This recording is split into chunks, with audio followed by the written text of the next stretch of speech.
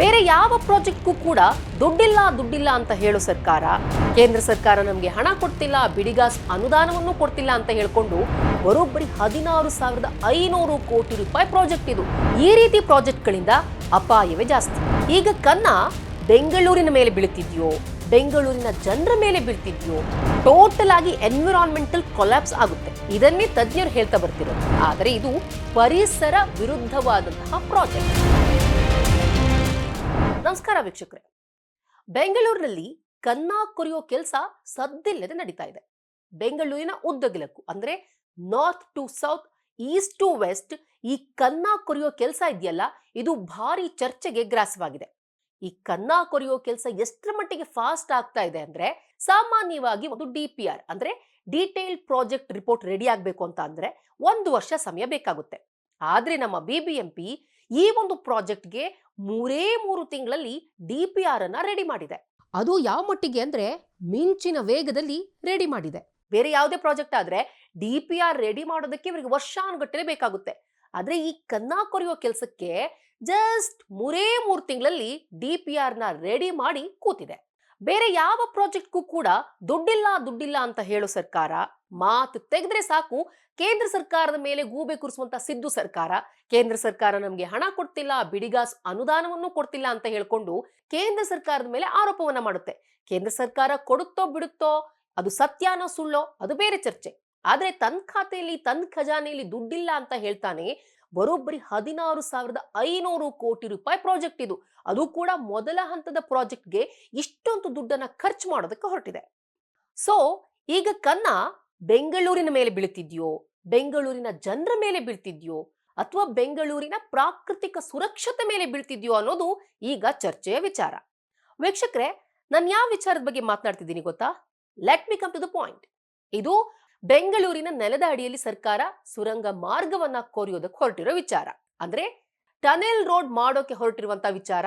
ಈ tunnel road ನಲ್ಲಿ 6 ಲೇನ್ಗಳು ಬರುತ್ತೆ. ಬೆಂಗಳೂರಿನ ಟ್ರಾಫಿಕ್ ಸಮಸ್ಯೆನ ಕ್ಷಣ ಮಾತ್ರದಲ್ಲಿ ಇಲ್ಲ ಹಾಗೆ ಮಾಡ್ಬಿಡ್ತೀವಿ. ಮಾಯಾದಂಡವನ್ನ ಹಿಡ್ಕೊಂಡು ಚೋಮ್ ಚಾಮ್ ರಾಮ್ ರೂಮ್ ಅಂತ ಹೇಳಿ ಮಂತ್ರ ಹೇಳ್ಬಿಡ್ತೀವಿ. ಕ್ಷಣ ಮಾತ್ರದಲ್ಲಿ ಟ್ರಾಫಿಕ್ ಸಮಸ್ಯೆ ಎಲ್ಲ ಕ್ಲಿಯರ್ ಆಗ್ಬಿಡುತ್ತೆ. ಜನ ಏನ್ ಹೆಣಗಾಡ್ತಿದಾರಲ್ಲ ಟ್ರಾಫಿಕ್ ಸಮಸ್ಯೆ ಅಂತ, ಈ ಟನೆಲ್ ರೋಡ್ ಮೂಲಕ ಇವೆಲ್ಲದಕ್ಕೂ ಕೂಡ ಫುಲ್ ಸ್ಟಾಪ್ ಇಟ್ಬಿಡ್ತೀವಿ ಅಂತ ಹೊರಟಿದ್ದಾರೆ ನಮ್ಮ ಪವರ್ಫುಲ್ DCM DK ಶಿವಕುಮಾರ್ ಸಾಹೇಬ್. ಅಷ್ಟಕ್ಕೂ ಏನಿದು ಸುರಂಗ ರಸ್ತೆ ಯೋಜನೆ ಅಂದ್ರೆ, ಇದು Hebbal flyover to central silk board ವರೆಗಿದೆ. 18 ಕಿಲೋಮೀಟರ್ ಉದ್ದದ ಸುರಂಗ ರಸ್ತೆ ಯೋಜನೆ ಇದು. ಇದಕ್ಕೆ ತಗುಲುವ ವೆಚ್ಚ ಬರೋಬ್ಬರಿ 16,500 ಕೋಟಿ ರೂಪಾಯಿ. 11 ಹೆಚ್ಚು ಸಾಂದ್ರತೆಯ ಕಾರಿಡಾರ್ ಸಂಪರ್ಕ ಇಲ್ಲಿರುತ್ತೆ. ಇಂಟ್ರೆಸ್ಟಿಂಗ್ಲಿ DKಶಿ ಅವರು ಬಾಯ್ ತೆಗೆದ್ರೆ ಸಾಕು ನಾನು ಬ್ರ್ಯಾಂಡ್ ಬೆಂಗಳೂರು ಮಾಡ್ಬಿಡ್ತೀನಿ ಅಂತ ಹೇಳ್ತಿರ್ತಾರಲ್ವಾ, ಈ ಟನೆಲ್ ರೋಡ್ ಪ್ರಾಜೆಕ್ಟ್ ಕೂಡ ಈ ಬ್ರ್ಯಾಂಡ್ ಬೆಂಗಳೂರಿನ ಒಂದು ಭಾಗ. ಒಂದು ಕುತೂಹಲದ ವಿಚಾರ ಏನ್ ಗೊತ್ತಾ ವೀಕ್ಷಕರೇ? I not attributing anything here. ನಾನು ಅಥವಾ ಯಾರ ಮೇಲೆ ಬ್ಲೇಮ್ ಮಾಡ್ತಿಲ್ಲ. ಸರ್ಕಾರಕ್ಕೆ ಬ್ರ್ಯಾಂಡ್ ಬೆಂಗಳೂರು ಅನ್ನೋ ಪ್ರೆಸೆಂಟೇಷನ್ ಅನ್ನ ಕೊಟ್ಟಿದ್ದು ಐಶ್ವರ್ಯ ಅನ್ನೋ ಯುವತಿ. ಇವರ ಪೂರ್ಣ ಹೆಸರು ಐಶ್ವರ್ಯ DK ಶಿವಕುಮಾರ್, ನಮ್ಮ ಸನ್ಮಾನ್ಯ DCM DK ಶಿವಕುಮಾರ್ ಅವರ ಪುತ್ರಿ. ಐಶ್ವರ್ಯ ಅವರು ಬ್ರ್ಯಾಂಡ್ ಬೆಂಗಳೂರಿನ ಬಗ್ಗೆ ಪ್ರೆಸೆಂಟೇಷನ್ ಕೊಟ್ಟಿದ್ರು ಅಂತ ಹೇಳಲಾಗುತ್ತೆ. 16,500 ಕೋಟಿ ಮೊತ್ತದ ಮೊದಲ ಹಂತದ ಪ್ರಾಜೆಕ್ಟ್ ಆಲ್ರೆಡಿ ನಡೀತಾ ಇದೆ. ಇನ್ನೇನು ಟೇಕ್ ಆಫ್ ಆಗುವಂತ ಹಂತಕ್ಕೆ ಬಂದ್ಬಿಟ್ಟಿದೆ. DPR ಕೂಡ ರೆಡಿ ಆಯ್ತು 3 ತಿಂಗಳಲ್ಲಿ. 1 ವರ್ಷ ತೆಗೆದುಕೊಳ್ಳುವಂತ DPR 3 ತಿಂಗಳಲ್ಲಿ ಕೂಡ ಮುಗ್ದೋಯ್ತು. ಈ ಸಮಯದಲ್ಲಿ ಅಂದ್ರೆ ಸ್ವಲ್ಪ ತಡವಾಗಿ ಆದ್ರೂ ಕೂಡ ಪ್ರಬಲ ಮಟ್ಟದ ವಿರೋಧ ಕೇಳ್ಬರ್ತಾ ಇದೆ. ಆಕ್ಚುಲಿ ಈ ಪ್ರಾಜೆಕ್ಟ್ ಯಾವಾಗ ಅನೌನ್ಸ್ ಆಯ್ತಲ್ಲ, ಆವಾಗ್ಲೇನೆ ಈ ಪ್ರಾಜೆಕ್ಟ್ ವಿರುದ್ಧ ಧ್ವನಿ ಕೇಳ್ಬೇಕಿತ್ತು, ಪ್ರತಿಭಟನೆಗಳು ಕೇಳ್ಬೇಕಿತ್ತು, ಚರ್ಚೆ ಆಗ್ಬೇಕಿತ್ತು, ವಿರೋಧ ವ್ಯಕ್ತ ಆಗ್ಬೇಕಾಗಿತ್ತು. ಅದ್ರದ್ದು ಯಾವುದು ಕೂಡ ಆಗಿಲ್ಲ. ಲೇಟ್ ಆದ್ರೂ ಕೂಡ, ಈಗಲಾದ್ರೂ ಕೂಡ ಪ್ರಬಲ ವಿರೋಧದ ಧ್ವನಿ ಕೇಳಿ ಬರ್ತಾ ಇದೆ. ಅಲ್ಲಲ್ಲಿ ಈ ಒಂದು ಪ್ರಾಜೆಕ್ಟ್ ವಿರುದ್ಧ ಕೂಗು ಕೇಳಿ ಬರ್ತಾ ಇದೆ. ಇದು ಪೊಲಿಟಿಕಲ್ ಪ್ರತಿಭಟನೆ ಅಲ್ಲ ವೀಕ್ಷಕರೇ. ಏನೋ ವಿರೋಧ ಮಾಡ್ಬೇಕು ಅಂತಾನು ಯಾರು ವಿರೋಧ ಮಾಡ್ತಿಲ್ಲ. ಇನ್ನು ಪರಿಸರ ಪ್ರೇಮಿಗಳು ಪ್ರಗತಿ ವಿರೋಧಿಗಳು ಅನ್ನೋ ಮಾತಿದೆ. ಇಲ್ಲಿ ಅದೂ ಕೂಡ ಇಲ್ಲ. ದೊಡ್ಡ ಪ್ರಾಜೆಕ್ಟ್ ಅದಕ್ಕೆ ಅಪೋಸ್ ಮಾಡ್ತಿದ್ದಾರಾ? ಖಂಡಿತವಾಗ್ಲೂ ಇಲ್ಲ.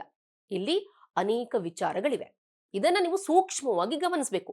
ಯಾಕೆ ಈ ಒಂದು ಪ್ರಾಜೆಕ್ಟ್ ಅನ್ನ ಪರಿಸರ ಪ್ರೇಮಿಗಳು, ಸಾಮಾಜಿಕ ಕಾರ್ಯಕರ್ತರು, ಜನಸಾಮಾನ್ಯರು, ಸಾಮಾಜಿಕ ಹೋರಾಟಗಾರರು, ತಜ್ಞರು ಇವರೆಲ್ಲರೂ ಯಾಕೆ ಅಪೋಸ್ ಮಾಡ್ತಿದ್ದಾರೆ ಅಂತ ಹೇಳಿದ್ರೆ ಹಲವಾರು ವಿಚಾರಗಳಿವೆ. ಇವೆಲ್ಲದಕ್ಕೂ ಕೂಡ ಪ್ರಕೃತಿಯ ಜೊತೆಗೆ ಇದು ನಂಟನ್ನ ಹೊಂದಿದೆ.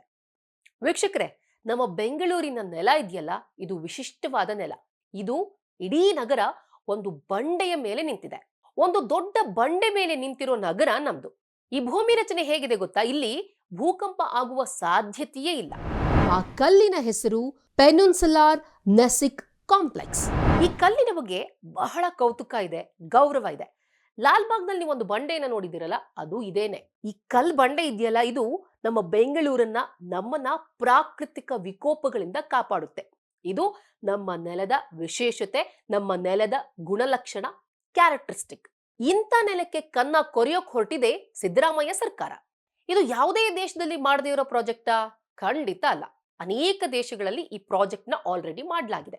ಈ ಪ್ರಾಜೆಕ್ಟು ನಮ್ಮ ನೆಲಕ್ಕೆ ಒಗ್ಗಿಕೊಳ್ಳುತ್ತಾ ಅನ್ನೋದು ಈಗೆದ್ದಿರೋ ಪ್ರಶ್ನೆ. ಇದೆಲ್ಲ ಏನಾಗ್ಬೇಕಿತ್ತು ಗೊತ್ತಾ ವೀಕ್ಷಕರು? ಈ ತರ ಒಂದು ಪ್ರಾಜೆಕ್ಟ್ ನ ಅನೌನ್ಸ್ ಮಾಡೋದಕ್ಕೆ ಹೊರಟಾಗ ಸರ್ಕಾರ ಸೈಂಟಿಫಿಕಲಿ ಕೆಲವೊಂದು ಪ್ರೊಸೀಜರ್ಸ್ ಗಳಿರುತ್ತೆ.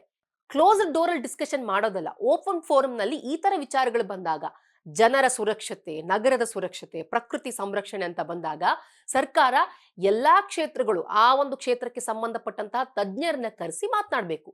ಇದರ ಅಡ್ವಾಂಟೇಜಸ್ ಏನು, ಡಿಸ್ಅಡ್ವಾಂಟೇಜಸ್ ಏನು, ಒಂದು ವೇಳೆ ಮಾಡಕ್ ಆಗಲ್ಲ ಅಂತ ಅಂದ್ರೆ ಸೊಲ್ಯೂಷನ್ ಯಾವ ರೀತಿ ಆಲ್ಟರ್ನೇಟಿವ್ ಮಾಡಬಹುದು, ಮಾಡಕ್ ಆಗುತ್ತೆ ಅಂತ ಅಂದ್ರೆ ಯಾವ ರೀತಿ ಪರಿಸರಕ್ಕೆ ಹಾನಿ ಆಗದೇನೆ ಸೈಮಲ್ಟೇನಿಯಸ್ಲಿ ಈ ಒಂದು ಪ್ರಾಜೆಕ್ಟ್ ನ ಮಾಡಬಹುದು. ಇವೆಲ್ಲದನ್ನೂ ಕೂಡ ಸರ್ಕಾರ ಮಾಡಬೇಕಾಗಿತ್ತು. ಇದು ಸರ್ಕಾರದ ಕರ್ತವ್ಯ. ಒಂದು ದೊಡ್ಡ ಮಟ್ಟದ ಪ್ರಾಜೆಕ್ಟ್ ನ ಮಾಡಕ್ ಹೊರಟಿದ್ದೀರಾ, ಅದು ಕೂಡ ಪ್ರಕೃತಿಗೆ ಲಿಂಕ್ ಕೊಡೋ ಪ್ರಾಜೆಕ್ಟ್. ರಸ್ತೆನ ಕೊರೆಯೋದಕ್ಕೆ ಹೊರಟಿದ್ದೀರಾ ಅಂತ ಅಂದ್ರೆ ಆಟೋಮೆಟಿಕ್ಲಿ ಇದು ಎನ್ವಿರಾನ್ಮೆಂಟ್ ರಿಲೇಟ್ ಆಗುತ್ತೆ. ಹಿಂಗಿದ್ದಾಗ ನೀವು ಚರ್ಚೆಯನ್ನ ಮಾಡಬೇಕಾಗಿತ್ತು. ಆಗ ಚರ್ಚೆ ಮಾಡಿಲ್ಲ. ಈಗ ಹೀಗಾಗಿ ಈ ಪ್ರಾಜೆಕ್ಟ್ಗೆ ಒಂದು ಪ್ರಬಲ ವಿರೋಧ ಕೇಳಿ ಬರ್ತಾ ಇದೆ. ಅಷ್ಟಕ್ಕೂ ಯಾಕೆ ಈ ಒಂದು ಟನಲ್ ರೋಡ್ ಪ್ರಾಜೆಕ್ಟ್ಗೆ ವಿರೋಧ ಕೇಳಿ ಬರ್ತಾ ಇದೆ ಅಂತ ಅಂದ್ರೆ ಹಲವಾರು ಅಂಶಗಳಿವೆ. ಇದು ಹೇಗೆ ಪ್ರಕೃತಿಗೆ ಹಾನಿ ಮಾಡುತ್ತೆ, ನೀರಿನ ಮಟ್ಟಕ್ಕೆ ಯಾವ ರೀತಿ ಹಾನಿ ಮಾಡುತ್ತೆ ಅಂತ ನೋಡೋದಾದ್ರೆ, ಈ ಯೋಜನೆ ಹೇಗೆ ಹಾನಿಕಾರಿ? ಅಂತರ್ಜಲಕ್ಕೆ ಹಾನಿ ಮಾಡುತ್ತೆ, ಅಂತರ್ಜಲದ ಮಟ್ಟ ಕುಸಿಯುತ್ತೆ, ಸ್ಥಳೀಯ ಸಸ್ಯ ಮತ್ತು ಪ್ರಾಣಿಗಳಿಗೆ ಇದರಿಂದ ಹಾನಿಯಾಗುತ್ತೆ, ಹೆಚ್ಚಿನ ಪ್ರಮಾಣದಲ್ಲಿ ಇಂಗಾಲದ ಡೈಆಕ್ಸೈಡ್ ರಿಲೀಸ್ ಆಗುತ್ತೆ, ಮಣ್ಣಿನ ಸಾಮರ್ಥ್ಯವನ್ನ ಇದು ಅಸ್ಥಿರಗೊಳಿಸುತ್ತೆ, ಒಳಚರಂಡಿಯನ್ನು ಕೂಡ ಈ ಟನೆಲ್ ರೋಡ್ ಪ್ರಾಜೆಕ್ಟ್ ಅಸ್ಥಿರಗೊಳಿಸುತ್ತೆ. ಈ ಎಲ್ಲಾ ಕಾರಣಗಳಿವೆ. So this is a good thing.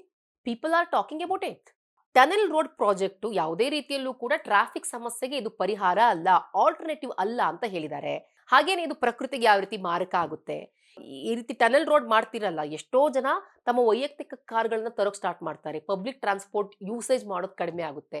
So ತಮ್ಮದೇ ಆದಂತಹ ಅಭಿಪ್ರಾಯಗಳನ್ನ ವ್ಯಕ್ತಪಡಿಸಿದ್ದಾರೆ. ಈಗ ಬಿಬಿಎಂಪಿ ಡಿಪಿಆರ್ ಏನ್ ರೆಡಿ ಮಾಡಿದ್ಯಲ್ಲ, ಇದು ಇಂಡಸ್ಟ್ರಿ ಸ್ಟ್ಯಾಂಡರ್ಡ್ ಗಳಿಗೆ ವಿರೋಧವಾಗಿದೆ.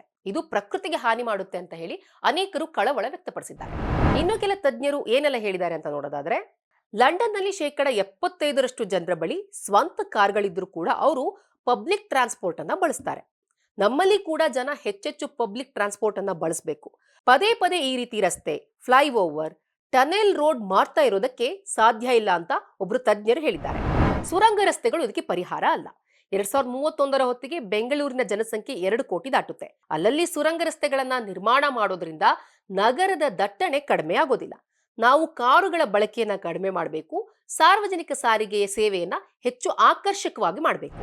ಹೀಗೆ ಹೇಳ್ತಾ ಹೋದ್ರ ಲಿಸ್ಟ್ ಇದೆ. ಇನ್ನೂ ತುಂಬಾ ಜನ ಬೆಂಗಳೂರಿನ ಬಗ್ಗೆ ಕಳಕಳಿ ಇರೋರಾಗಿರ್ಬೋದು. ಇವರೆಲ್ಲರೂ ಕೂಡ ತಮ್ಮದೇ ಆದ ಅಭಿಪ್ರಾಯ ವ್ಯಕ್ತಪಡಿಸಿದ್ದಾರೆ. ಕೆಲವರು ಈ ಒಂದು ಪ್ರಾಜೆಕ್ಟ್ ವಿರುದ್ಧ ಈಗಾಗಲೇ ಆನ್ಲೈನ್ ಕ್ಯಾಂಪೇನ್ ಕೂಡ ಮಾಡ್ತಿದ್ದಾರೆ. ಇದಕ್ಕೆ ಹಲವು ಜನ ಕೈ ಜೋಡಿಸಿದ್ದಾರೆ ಕೂಡ. ತಜ್ಞರ ಬಳಿ ಸಲಹೆಯನ್ನ ತೆಗೆದುಕೊಂಡು ಸರ್ಕಾರ ಈ ಪ್ರಾಜೆಕ್ಟ್ ನ ಮಾಡಬೇಕಾಗಿತ್ತು, ಯಾವುದೇ ರೀತಿಯಲ್ಲಿ ಅಪಾಯ ಆಗದೆ ಇರೋ ರೀತಿಯಲ್ಲಿ. ಆದ್ರೆ ಈಗ ಪ್ರಾಜೆಕ್ಟ್ ಮಾಡ್ತಾ ಇರೋ ತರಾತುರಿ, ಅರ್ಜೆನ್ಸಿ ನೋಡ್ತಾ ಇದ್ರೆ ಇದು ಖಂಡಿತವಾಗ್ಲೂ ಕೂಡ ಅಪಾಯ ಕಟ್ಟಿಟ್ಟ ಬುತ್ತಿ. ಮುಂದಿನ ಪೀಳಿಗೆಗೆ ಇದು ಅಪಾಯ ಖಂಡಿತ ಅಂತ ಹೇಳಿ ಕೆಲ ತಜ್ಞರು ಕೂಡ ಹೇಳ್ತಾರೆ. ತುಂಬಾ ಸಾವಧಾನ ಬೇಡುವಂತಹ, ತುಂಬಾ ಟೈಮ್ ಕೇಳುವಂತಹ ಪ್ರಾಜೆಕ್ಟ್ ಇದು. ದುಡ್ಡಿನ ವಿಚಾರ, ರಾಜಕೀಯ ವಿಚಾರ ಆಮೇಲೆ ಮಾತಾಡೋಣ. ಮೊದಲು ಸೇಫ್ಟಿ ವಿಚಾರ ನೋಡ್ಬೇಕು. ಆದ್ರೆ ಸರ್ಕಾರ ಈ ಒಂದು ಪ್ರಾಜೆಕ್ಟ್ ನ ತುಂಬಾನೇ ತರಾತುರಿಯಲ್ಲಿ ಮಾಡಿದೆ. ವೀಕ್ಷಕರು, ಒಂದು ಸಿಂಪಲ್ ಎಕ್ಸಾಂಪಲ್ ಕೊಟ್ಬಿಡ್ತೀವಿ. ಈಗ ರಸ್ತೆ ಕೆಳಗೆ ಸುರಂಗ ಮಾರ್ಗವನ್ನು ಏನ್ ಕೊರಿತಿದಾರಲ್ಲ, ಮನೆ ಕೆಳಗೆ ನೆಲಮಾಳಿಗೆ ಕೊರೆದ ಹಾಗೆ ಇದು. ಮನೆ ಎಲ್ಲಿವರೆಗೆ ನೆಲದ ಮೇಲೆ ಇರುತ್ತೋ ಅಲ್ಲಿವರೆಗೂ ಕೂಡ ಸುರಕ್ಷಿತವಾಗಿರುತ್ತೆ, ಭದ್ರವಾಗಿರುತ್ತೆ. ಆದ್ರೆ ನೆಲಮಾಳಿಗೆ ಕೊರೆದಾಗ ಮನೆ ಸುರಕ್ಷಿತವಾಗಿರೋದಿಲ್ಲ. ನಿಮ್ಮ ಕಾಲು ಬುಡದಲ್ಲೇ ಏನಾದ್ರೂ ಪ್ರಾಬ್ಲಮ್ ಆಗುತ್ತೆ, ಟೊಳ್ಳಾಗ್ಬಿಡುತ್ತೆ. ಅದೇ ರೀತಿ ಇವಾಗ ಇಲ್ಲಿ ಬೆಂಗಳೂರಿನಲ್ಲೂ ಕೂಡ ಪರಿಸ್ಥಿತಿ ಕ್ರಿಯೇಟ್ ಆಗಿದೆ. ಸೊ ಇದಕ್ಕೊಂದು ಎಕ್ಸಾಂಪಲ್ ಅಂತಂದ್ರೆ, ಮೆಟ್ರೋ ಸುರಂಗ ಮಾರ್ಗವನ್ನ ಮಾಡ್ಬೇಕಾದ್ರೂ ಕೂಡ, ಮೆಟ್ರೋ ಪ್ರಾಜೆಕ್ಟ್ ನ ಮಾಡ್ಬೇಕಾದ್ರೂ ಕೂಡ ಇದೇ ರೀತಿ ಪ್ರಾಬ್ಲಮ್ ಎದುರಾಗಿತ್ತು. ಟನೆಲ್ ರೋಡ್ ಬಿಟ್ಬಿಡಿ, ಅದು ಟೋಟಲಿ 190 ಕಿಲೋಮೀಟರ್ ಪ್ರಾಜೆಕ್ಟ್ ಅಂತ ಹೇಳಲಾಗ್ತಾ ಇದೆ. ಇದು ಟೋಟಲಿ ಅಕ್ರಾಸ್ ಬೆಂಗಳೂರು. ಮೆಟ್ರೋ ಸುರಂಗ ಕೊರೆಯೋದು ಜಸ್ಟ್ ಅರ್ಧ ಕಿಲೋಮೀಟರ್, 1 ಕಿಲೋಮೀಟರ್. ಆ ಟೈಮ್ ನಲ್ಲಿ ಯಾವ ರೀತಿ ಎಫೆಕ್ಟ್ ಆಯ್ತು ಅಂತ ಅಂದ್ರೆ, ಸುತ್ತಮುತ್ತಲು ಮನೆಗಳೇನಿದ್ವು ಆ ಮನೆಗಳ ಗೋಡೆಗಳು ಬಿರುಕ್ಬಿಟ್ವು, ಕೆಲವೊಂದು ಮನೆಗಳೇ ನೆಲಸಮ ಆದ್ವು. ಇವತ್ತಿಗೂ ಕೂಡ ಮಿಡ್ಲ್ ಕ್ಲಾಸ್ ಜನ ತುಂಬಾನೇ ಕಷ್ಟ ಅನುಭವಿಸ್ತಾ ಇದ್ದಾರೆ. ಎಷ್ಟೋ ಜನ ಪರಿಹಾರಕ್ಕೂ ಕೂಡ ಅಂಗಲಾಚಿದ್ರು, ಪರಿಹಾರಕ್ಕೆ ಬೇಡ್ಕೊಂಡ್ರು, ಅವರಿಗೆ ಪರಿಹಾರ ಸಿಕ್ತೋ ಸಿಕ್ಕಿಲ್ವೋ ಗೊತ್ತಿಲ್ಲ. ಇದೊಂದು ಜಸ್ಟ್ ಮೆಟ್ರೋ ಸುರಂಗ ಮಾರ್ಗ ಜಸ್ಟ್ 1-2 ಕಿಲೋಮೀಟರ್ದು. ಆದ್ರೆ ನೀವೀಗ ಮಾಡೋಕ್ ಹೊರಟಿರೋದಿದೆಯಲ್ಲ, ಇದು ತಿಮಿಂಗಲದ ಪ್ರಾಜೆಕ್ಟ್. ಇದರಿಂದ ಎಷ್ಟರ ಮಟ್ಟಿನ ಅಪಾಯ ಎದುರಾಗಬಹುದು ನೀವೇ ಸ್ವಲ್ಪ ಯೋಚನೆ ಮಾಡಿ. ಈ ರೀತಿ ಪ್ರಾಜೆಕ್ಟ್ಗಳಿಂದ ಅಪಾಯವೇ ಜಾಸ್ತಿ. ಪ್ರಾಕೃತಿಕ ಅಪಾಯ ಆಗುತ್ತೆ, ನೆಲದ ಭಾಗ ಟೊಳ್ಳಾಗುತ್ತೆ, ಹಾಗೇನೆ ಅಂತರ್ಜಲ ಮಟ್ಟ ಕುಸಿಯುತ್ತೆ, ಡ್ರೈನೇಜ್ ಪ್ರಾಬ್ಲಮ್ ಆಗುತ್ತೆ, ಟೋಟಲ್ ಆಗಿ ಎನ್ವಿರಾನ್ಮೆಂಟಲ್ ಕೊಲ್ಯಾಪ್ಸ್ ಆಗುತ್ತೆ. ಇದನ್ನೇ ತಜ್ಞರು ಹೇಳ್ತಾ ಬರ್ತಿರೋದು. ಈಗ what is the political part? ರಾಜಕೀಯ ವಿಚಾರಕ್ಕೆ ಬರೋಣ. 5 ಗ್ಯಾರಂಟಿಯನ್ನು ಘೋಷಣೆ ಮಾಡ್ಬಿಟ್ರಿ ಸಿದ್ದರಾಮಯ್ಯನವರು, ಡಿ ಕೆ ಶಿ ಅವರು ಚುನಾವಣೆಗೂ ಮುನ್ನ. ಈಗ ಅದು ಹೆಂಗೆ ತೆವಳ್ಕೊಂತ ಹೋಗ್ತಾ ಇದೆ ನಿಮ್ ಸರ್ಕಾರ ಗ್ಯಾರಂಟಿ ಯೋಜನೆಗಳಿಂದ.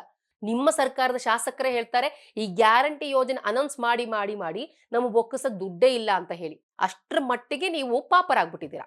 ಇದನ್ನ ಹೊರಗಡೆ ಅವ್ರು ಹೇಳ್ತಿಲ್ಲ, ನಿಮ್ಮದೇ ಸರ್ಕಾರದ ಶಾಸಕರು ಹೇಳ್ತಿದ್ದಾರೆ. ಬೆಂಗಳೂರಿನಲ್ಲಿ ಜಸ್ಟ್ 1 ಕಿಲೋಮೀಟರ್ ತಿರ್ಕೊಂಡು ಬಂದ್ರೆ ಸಾಕು. ಇದು ಒಂದೊಂದು ಮೀಟ್ರಿಗೂ ಕೂಡ ರಸ್ತೆ ಗುಂಡಿಗಳಿರುತ್ತೆ. ಎಲ್ಲಿ ರಸ್ತೆ ಗುಂಡಿ ಇದೆಯೋ, ಯಾವ್ದು ರಸ್ತೆನೋ ಒಂದು ಗೊತ್ತಾಗಲ್ಲ. ಬಾಯ್ ತೆಗೆದ್ರೆ ನಿಮ್ಗೆ ರಸ್ತೆ ಗುಂಡಿ ರಿಪೇರಿ ಮಾಡೋದಕ್ಕೆ ದುಡ್ಡಿರೋದಿಲ್ಲ, ಅದನ್ನ ಮುಚ್ಚೋದಕ್ಕೆ ದುಡ್ಡಿರೋದಿಲ್ಲ. ರಸ್ತೆ ಗುಂಡಿಗೆ ಬಿಬಿಎಂಪಿ ಅದೆಷ್ಟು ಬಾರಿ ಡೆಡ್ ಲೈನ್ ಹಾಕೊಳ್ತಾ ಗೊತ್ತಿಲ್ಲ. ನಾವು ನವೆಂಬರ್ ಒಳಗೆ ಇಷ್ಟು ರಸ್ತೆ ಗುಂಡಿಗಳನ್ನ ಮುಚ್ತೀವಿ, ಅಷ್ಟು ಮುಚ್ತೀವಿ ಅಂತ ಅನ್ಕೊಂಡು. ಆದ್ರೆ ಇವ್ಯಾವುದಕ್ಕೂ ದುಡ್ಡಿಲ್ಲ ಅಂತ ಹೇಳೋ ಸರ್ಕಾರ ಬರೋಬ್ಬರಿ 16,500 ಕೋಟಿ ಮೊತ್ತದ ಪ್ರಾಜೆಕ್ಟ್ಗೆ ಕೈ ಹಾಕಿರೋದು ಎಲ್ಲೋ ಒಂದ್ ಕಡೆ ಅನುಮಾನಕ್ಕೆ ಎಡೆ ಮಾಡುತ್ತೆ. ವೀಕ್ಷಕರೇ, ಇದೇ ಮೊದಲೇನಲ್ಲ. ಸಿದ್ದರಾಮಯ್ಯ ಮೊದಲು ಏನು ಅಧಿಕಾರಕ್ಕೆ ಬಂದ್ರಲ್ವಾ, ಕಾಂಗ್ರೆಸ್ ಸರ್ಕಾರ ಬಂದಾಗೆಲ್ಲ ಈ ರೀತಿ ರಗಳೆಗಳಿದ್ದೇ ಇರುತ್ತೆ. ಸಿದ್ದರಾಮಯ್ಯನವರ ಮೊದಲ ಅವಧಿಯಲ್ಲೂ ಕೂಡ ಸ್ಟೀಲ್ ಬ್ರಿಡ್ಜ್ ವಿಚಾರ ವಿವಾದವನ್ನ ಹುಟ್ಟು ಹಾಕಿತ್ತು. ಈಗ ಮತ್ತೊಂದು ವಿವಾದ. ಹೋದ್ ಬಾರಿ ನೀವು ಬಳ್ಳಾರಿ ರೋಡ್ ಅಲ್ಲಿ ಒಂದು ಸ್ಟೀಲ್ ಪ್ರಾಜೆಕ್ಟ್ ನ ಮಾಡ್ತೀವಿ ಅಂತ ಹೊರಟಿದ್ರಿ. ಅದು ಕೂಡ ದೊಡ್ಡ ಪ್ರಾಜೆಕ್ಟೇನೆ. ದಿನ ಬೆಳಗಾದ್ರೆ ಸ್ಟೀಲ್ ಪ್ರಾಜೆಕ್ಟ್ ಮಾಡ್ಬಿಡ್ತೀವಿ, ಟ್ರಾಫಿಕ್ ಸಮಸ್ಯೆನೇ ಇಲ್ದಂಗ್ ಮಾಡ್ಬಿಡ್ತೀವಿ, ಮರಗಳನ್ನ ಕಡಿಯೋದಕ್ಕೆ ಹೊರಟಿದ್ರಿ. ಈ ಒಂದು ಸ್ಟೀಲ್ ಬ್ರಿಡ್ಜ್ ಪ್ರಾಜೆಕ್ಟ್ಗೆ ದೊಡ್ಡ ಮಟ್ಟದಲ್ಲಿ ಪ್ರಬಲ ವಿರೋಧ ವ್ಯಕ್ತವಾಗಿತ್ತು. ಆದ್ರೂ ಕೂಡ ಹಠಕ್ ಬಿದ್ದಂತೆ ನೀವು ಪ್ರಾಜೆಕ್ಟ್ ಮಾಡಿಯೇ ಸಿದ್ಧ ಅಂತ ಹೊರಟಿದ್ರಿ. ಆದ್ರೆ ಜನ ಯಾವ ಮಟ್ಟಿಗೆ ಅದನ್ನ ಅಪೋಸ್ ಮಾಡಿದ್ರು ಅಂತ ಹೇಳಿದ್ರೆ, ಜನರ ಒಂದು ವಿರೋಧಕ್ಕೆ, ಆಕ್ಷೇಪಕ್ಕೆ, ಒತ್ತಡಕ್ಕೆ ಮಣಿದು ಸರ್ಕಾರ ಈ ಒಂದು ಪ್ರಾಜೆಕ್ಟ್ ಅನ್ನ ಕೈ ಬಿಟ್ಬಿಡ್ತು. ಅದೇ ರೀತಿ ಸ್ಟೀಲ್ ಬ್ರಿಡ್ಜ್ ಪ್ರಾಜೆಕ್ಟ್ ಅನ್ನ ಶಿವಾನಂದ ಸರ್ಕಲ್ ನಲ್ಲೂ ಕೂಡ ಮಾಡಕ್ ಹೊರಟಿದ್ರಿ. ಬೇಗ ಆಗ್ಬಿಡುತ್ತೆ, ಲೆಸ್ ದೆನ್ 1 ಕಿಲೋಮೀಟರ್, ಸ್ಟೇಬಲ್ ಆಗಿರುತ್ತೆ, ಕಾಸ್ಟ್ ಎಫೆಕ್ಟಿವ್ ಆಗಿರುತ್ತೆ, ಹಂಗೆ ಹಿಂಗೆ ಅಂತ ಹೇಳ್ಕೊಂಡು ಇವತ್ತುವರೆಗೂ ಕೂಡ ಅದರ ಡಿಸೈನ್ ಬಗ್ಗೆ ಈಗಲೂ ಕೂಡ ಆಕ್ಷೇಪ ಇದೆ. ಈಗ 2ನೇ ಅವಧಿಯಲ್ಲಿ ಬರೋಬ್ಬರಿ 16,500 ಕೋಟಿ ಮೊತ್ತದ ಪ್ರಾಜೆಕ್ಟ್ಗೆ ಕೈ ಹಾಕಿದ್ದೀರಾ. ನೀವು ದುಡ್ಡಿಲ್ಲ ಅನ್ನೋ ಸರ್ಕಾರ ಇಷ್ಟು ದೊಡ್ಡ ಮೊತ್ತದ ಪ್ರಾಜೆಕ್ಟ್ಗೆ ಯಾಕೆ ಕೈ ಹಾಕಿದ್ದೀರಾ? ಇದು ಜನಸ್ನೇಹಿ, ಜನಪರವಾದ ಯೋಜನೆ ಅಂತ ಅಂದಿದ್ರೆ ಖಂಡಿತವಾಗ್ಲೂ ಕೂಡ ನಾವು ಒಪ್ತಿದ್ವಿ, ನಾವು ಕೂಡ ನಿಮ್ಗೆ ಸಾಥ್ ಕೊಡ್ತಿದ್ವಿ. ಸಾಲ ಸೋಲ ಮಾಡಿಯೋ ಆ ಪ್ರಾಜೆಕ್ಟ್ ನ ಮಾಡಿ ಅಂತ ಹೇಳಿ. ಆದ್ರೆ ಇದು ಪರಿಸರ ವಿರುದ್ಧವಾದಂತಹ ಪ್ರಾಜೆಕ್ಟ್. ಆದ್ರೆ ಇದರಿಂದ ಏನ್ ಪ್ರಯೋಜನ ಸ್ವಾಮಿ? ನಾನೊಂದು ಉದಾಹರಣೆ ಕೊಡ್ತೀನಿ. ಟ್ರಾಫಿಕ್ ಸಮಸ್ಯೆ ಕ್ಲಿಯರ್ ಆಗುತ್ತಾ? ಖಂಡಿತವಾಗ್ಲೂ ಇಲ್ಲ. ಈಗ 6 ಲೇನ್ ನೀವು ಅಲ್ಲಿ ಸುರಂಗ ಮಾರ್ಗವನ್ನ ಮಾಡೋಕ್ ಹೊರಟಿದ್ದೀರಾ. ಎಲ್ಲ ಸುರಂಗ ಮಾರ್ಗದಿಂದ ಕಾರ್ಗಳು ಬರುತ್ತೆ. ಅವೇನು ಟನಲ್ ಎಲ್ಲ ಇರುತ್ತಾ? ಇಲ್ಲ, ಅವೆಲ್ಲವೂ ಕೂಡ ರಸ್ತೆಗೆ ಬರಬೇಕು. ರಸ್ತೆಗೆ ಬಂದಾಗ ಆಬ್ವಿಯಸ್ಲಿ ಟ್ರಾಫಿಕ್ ಕ್ರಿಯೇಟ್ ಆಗೇ ಆಗುತ್ತಲ್ವಾ? ಈಗ ನಮ್ಮ ಬೆಂಗಳೂರಿನಲ್ಲಿ ಕೋಟಿಗೂ ಮೀರಿದಂತ ಜನ ಇದ್ದಾರೆ. ನೀವೇನೇ ಆಹ್ವಾನ ಮಾಡ್ಕೊಟ್ಟಂಗಲ್ವಾ ಟ್ರಾಫಿಕ್ ಇನ್ನೂ ಕೂಡ ಹೆಚ್ಚು ಕ್ರಿಯೇಟ್ ಆಗೋದಕ್ಕೆ. ಬಾಟಲ್ ನೆಕ್ ಅಂತ ಅಂತೀವಲ್ಲ, ಆ ರೀತಿ ಸಮಸ್ಯೆ ಕ್ರಿಯೇಟ್ ಆಗ್ತಾ ಇದೆ. ಬಾಟ್ಲ್ ಅಗ್ಲ ಆಗಿರಬಹುದು, ಅದ್ರ ನೀರ್ ಹೋಗ್ಬೇಕಾದ್ರೆ ಅದು ಚಿಕ್ಕದಾಗಿ ಆ ಒಂದು ಬಾಟಲ್ ನೆಕ್ ಮೂಲಕನೇ ಹೋಗ್ಬೇಕು. ಅದೇ ರೀತಿ ನಿಮ್ಮ ಒಂದು ಸೊಲ್ಯೂಷನ್, ನೀವು ಸೊಲ್ಯೂಷನ್ ಅಂತ ಹೇಳ್ತೀರಾ, ಅದು ನಂಗೆ ಯಾವ ಆಂಗಲ್ ಅಲ್ಲೂ ಕೂಡ ಸೊಲ್ಯೂಷನ್ ತರ ಕಾಣ್ತಾ ಇಲ್ಲ. ಮತ್ತೆ ಮೋರ್ ದೆನ್ ಸೊಲ್ಯೂಷನ್, ಇದು ಪ್ರಾಬ್ಲಮ್ ರೀತಿ ಕಾಣ್ತಾ ಇದೆ. ಇದು ಸಿದ್ದು ಸರ್ಕಾರದ ಹೊಸ ದುಸ್ಸಾಹಸ ಏನಲ್ಲ. ಮೊದಲನೇ ಅವಧಿಯಲ್ಲೂ ಕೂಡ ತರಾತುರಿಯಲ್ಲಿ ಸ್ಟೀಲ್ ಬ್ರಿಡ್ಜ್ ಮಾಡ್ಬಿಡ್ತೀನಿ ಅಂತ ಹೊರಟಿದ್ರು. ಆಗ ಪ್ರಬಲ ವಿರೋಧ ಕೇಳಿ ಬಂದಿದ್ರಿಂದ, ಒತ್ತಡ ಬಂದಿದ್ರಿಂದ ಆ ಒಂದು ಪ್ರಾಜೆಕ್ಟ್ ಅನ್ನ ಕೈ ಬಿಟ್ರು. ಸೊ ಈಗಲೂ ಕೂಡ ಜನ ತಡವಾಗಾದ್ರೂ ಕೂಡ ಎಚ್ಚೆತ್ಕೊಂಡಿದ್ದಾರೆ. ಈ ಒಂದು ಟನೆಲ್ ಪ್ರಾಜೆಕ್ಟ್ ವಿರುದ್ಧ ಧ್ವನಿ ಕೇಳಿ ಬರ್ತಾ ಇದೆ, ಕ್ಯಾಂಪೇನ್ ಕೂಡ ನಡೀತಾ ಇದೆ. ಸೊ ಹೋಪ್ಫುಲಿ ಇದೊಂದೇ ಭರವಸೆ ನಮ್ಗಿರೋದು, ಜನರ ಅಭಿಪ್ರಾಯಕ್ಕೆ ಮಣಿದು ಸರ್ಕಾರ ಯಾವ ರೀತಿ ನಿರ್ಧಾರವನ್ನ ಕೈಗೊಳ್ಳುತ್ತೆ ಅನ್ನೋದನ್ನ ಕಾದ್ ನೋಡ್ಬೇಕು. ಈ ವಿಡಿಯೋ ಇಷ್ಟ ಆದಲ್ಲಿ ಲೈಕ್ ಮಾಡಿ, ಶೇರ್ ಮಾಡಿ, ಕಮೆಂಟ್ ಮಾಡಿ. ಹಾಗೆ ನೀವು ನಮ್ಮ ಹೊಸದಿಗಂತ ಡಿಜಿಟಲ್ ಚಾನೆಲ್ನ ಸಬ್ಸ್ಕ್ರೈಬ್ ಆಗಿಲ್ಲ ಅಂದ್ರೆ ಈ ಕೂಡಲೇ ಸಬ್ಸ್ಕ್ರೈಬ್ ಆಗಿ.